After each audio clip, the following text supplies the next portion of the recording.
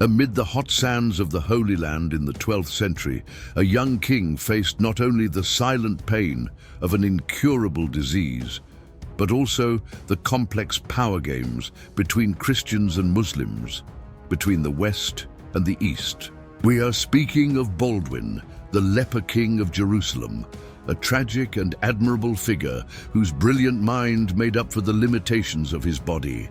Today, we will explore a lesser-known aspect of his reign, the silent diplomacy of letters. While swords clashed on the battlefields, Baldwin wrote.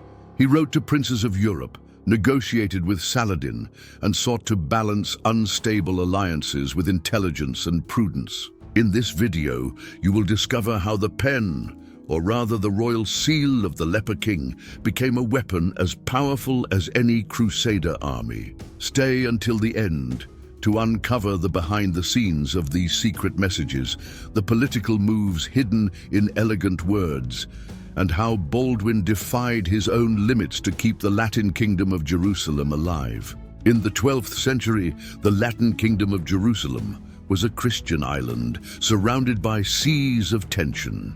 Founded after the First Crusade, the kingdom was maintained through unstable alliances, sporadic European support, and constant vigilance against the rising power of Saladin. Baldwin ascended to the throne at a critical moment, around 1174, at only 13 years old, and already afflicted by leprosy. In a setting where battles decided borders, diplomacy became a weapon of survival. The king needed to negotiate with ambitious barons, distant kings, and even with his own enemies, all while his lifespan slipped away. Far beyond the battlefield, Baldwin cultivated another front, that of carefully chosen words, sealed with royal wax and sent to knights, princes, and caliphs. From a very young age, he understood that, to keep the kingdom of Jerusalem standing, he needed to weave alliances with an almost invisible subtlety, and often through letters written by trusted scribes and sent by loyal messengers. One of the most notable examples of this veiled diplomacy occurred between the years of 1176 and 1180. In that period, Baldwin sought to keep Saladin in check, not only through arms, but also through temporary agreements, exchanges of information, and unexpected gestures. Sources from the time, such as William of Tyre, suggest that diplomatic contacts existed with the very Sultan of Egypt and Syria. These letters, of course, were not disclosed to the public nor even to most of the kingdom's nobles, as they dealt with ceasefires, prisoner releases, and, in some cases, proposals of non-aggression in certain territories. Baldwin understood that the enemy could, at certain times, be an indirect ally against greater problems. On some occasions, the Leper King is said to have used emissaries to suggest to Saladin that their true mutual enemy could be a rebellious crusader or an ambitious Latin lord such as Reynald of Chatillon, whose unpredictable actions frequently put Jerusalem at risk. At the same time, Baldwin wrote to the West. His appeals to Europe were not just requests for military reinforcements, but diplomatic attempts to maintain cohesion between the Crusader states and the European kingdoms. In letters sent to French, German, and Italian nobles, he argued for the importance of the Holy Land as a bastion of Christendom, but also warned about the need for coordinated political support. There was something remarkable in these correspondences. Baldwin rarely appealed to the drama of his disease. He preferred to present himself as an upright, rational king, concerned with the balance of faith and stability. There is evidence that Baldwin maintained diplomatic channels with the Byzantine Empire. Although relations between the Eastern Christians and the Latins were often tense, the king sought, through formal letters and symbolic gifts, to maintain a line of dialogue with Constantinople.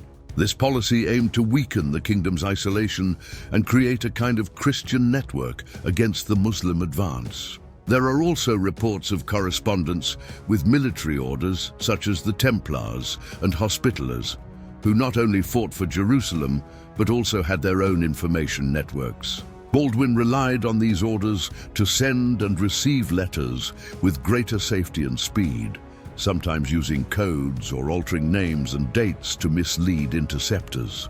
These missives have not survived in their entirety, but chroniclers and clues in Eastern and Western archives make it clear. Baldwin was a refined diplomat, even when his flesh was already yielding to leprosy. He understood that royal power was not only about commanding armies, but about knowing when not to fight and how, with a well-written letter, to save thousands of lives and the future of his kingdom. The letters written under Baldwin's seal were not mere gestures of political courtesy. They had concrete effects on the chessboard of the Holy Land.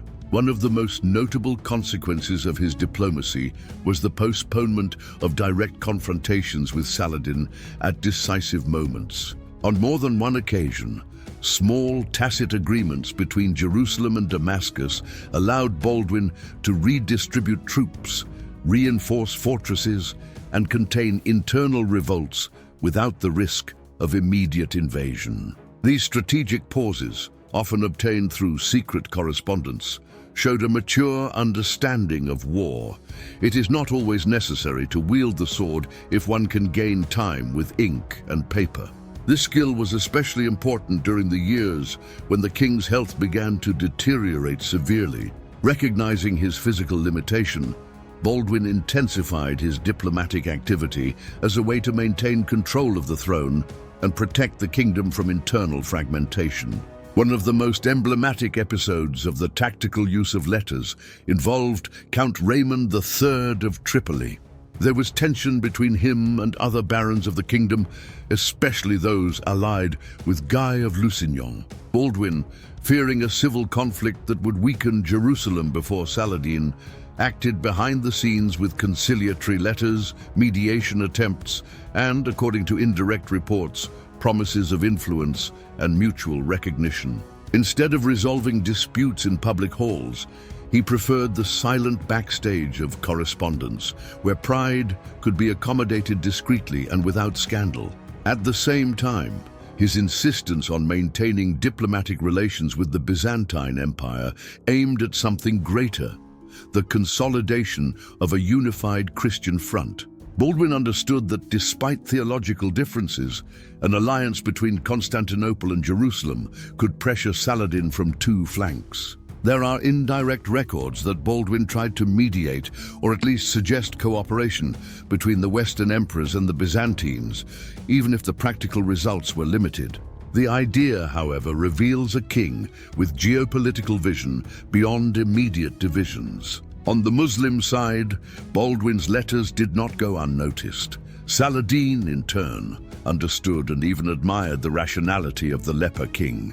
The Sultan, who was also a shrewd strategist, responded to some of these gestures with truce and restraint, perhaps recognizing in Baldwin a ruler whose word deserved credit, something rare in the tumultuous Crusades scenario. However, not every diplomatic attempt was successful.